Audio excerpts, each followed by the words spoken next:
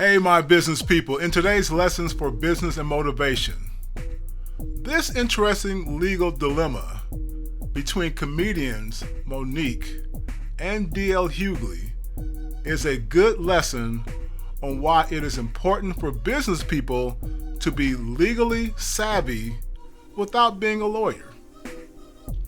The gist of this case centers around how big-name comedians normally conduct their business before agreeing to do a comedy show. Now, us fans, we don't normally think about the business side of comedy, of course, as we just go for the laughs, right? That's all we do. But behind the scenes, the biggest star is designated the headliner of the show. The motherfucking contract said that a bitch is the headliner. And what comes with that is title, respect, and most importantly, the bigger bag. Don't forget to like and subscribe to this informative business and affluent channel. So, exactly what happened in this case? It's rather interesting. Yes, we see that Monique was clearly angry at DL, and he fired back on her today, not too long ago, by the way. But I blame myself because I know now what I didn't before. Saying yes to you is an occupational hazard, one I will not repeat. I don't blame you. I wish you well. But when you do the things you do, when everything's about you, when you're vitriolic, when you have all these fights with all of these entities, it is you. Precious was not a movie. Precious was an autobiography. That is who you are, literally. The motherfucking contract said. And went all the way off on him at the beginning of her comedy routine before continuing to do her regular jokes. But why target DL? Monique presented a performance agreement with two sets of initials at the bottom of the agreement, which seemed to assume that they are legally binding signatures. Or we can make that assumption, basically. On the other hand, DL Hughley had a deal memo, which is usually a legal outline of the terms that the performer wants to see in the formal contract. This memo was actually dated one day later than Monique's agreement, which is important because Monique seems to suggest that DL had his team switch things up after the fact to get favorable terms. But then in retaliation, DL said that her agreement was fake. Who's right? You mad at the contract you and daddy wrote? Your daddy? And I don't know why you call a man daddy and you pay for him. That's a son.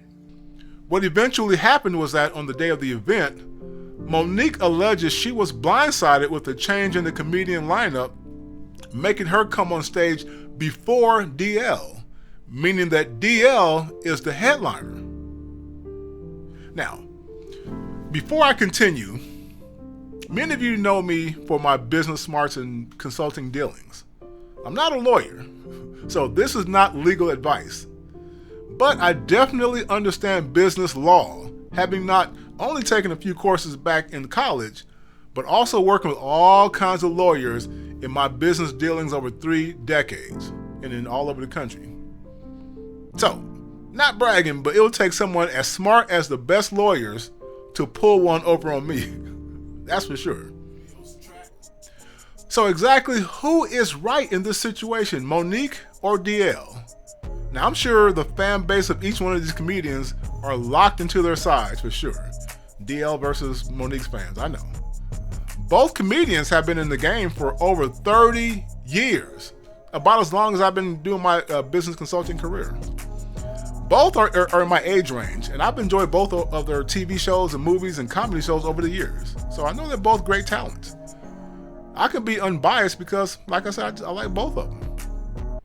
If I were the business advisor of either of these guys, these two, I would have advised them to ask for the names of all the acts scheduled to perform. It's very important, right? Because that's a big part of how to get paid and how to get respect out there. Based on what Monique and DL have said, we can conclude that they knew both would be on the same ticket. So since they are both longtime veterans in the industry and know each other very well, I would have advised both to get in touch with each other to make sure they are cool with whoever is contracted to be the headliner.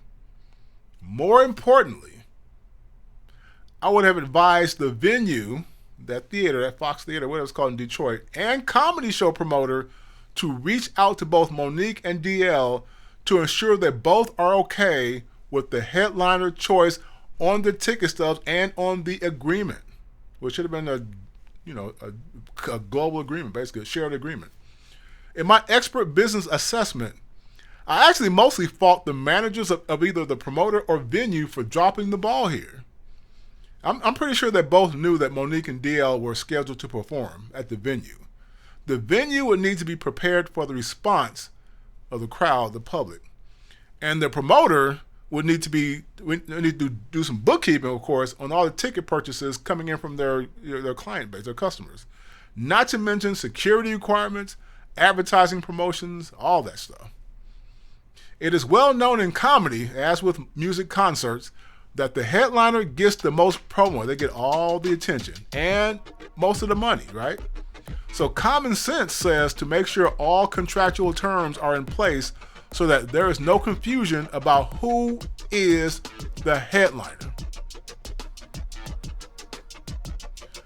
My guess is that 2 or more business middlemen got involved here, where the left hand didn't know what the right hand was up to, right? One representative orally agreed to the memo from DL, which is still in writing, but some kind of oral arrangement there, while another one agreed to the agreement in writing with Monique. For some reason, the memo of DL was preferred over Monique's agreement, so that Monique eventually got kicked off the headliner position. Now, this is absolutely bad for business and can hurt the brand of the promoter and the venue. Some people commenting on this story forget that the theater itself can take a marketing brand hit because of this negative press. It makes them and the promoter look like lousy, typical entertainment industry sleazy businesses who try to get over on entertainers. Now, I'm not saying that's what they actually, who they actually are, what they did, but in PR and branding, the court of public opinion is often not fair.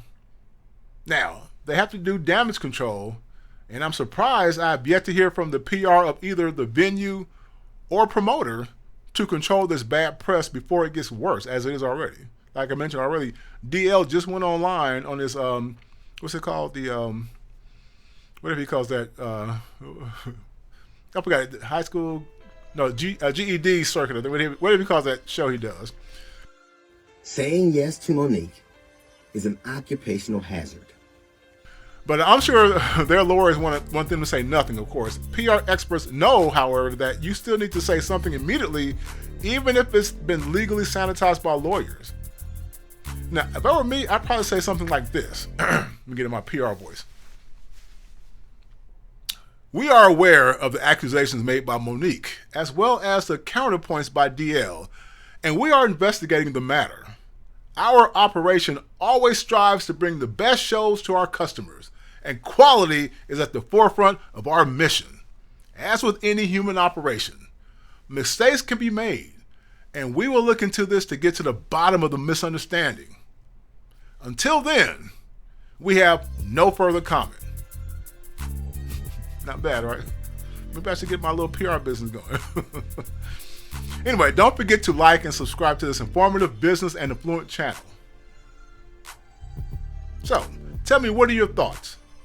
If you were Monique, would you have addressed your grievances at the beginning of your comedy show? And if you were DL Hughley, would you think a deal memo is a legally binding agreement without signatures? Let us know your comments. Until the next video, my brothers and sisters, take care.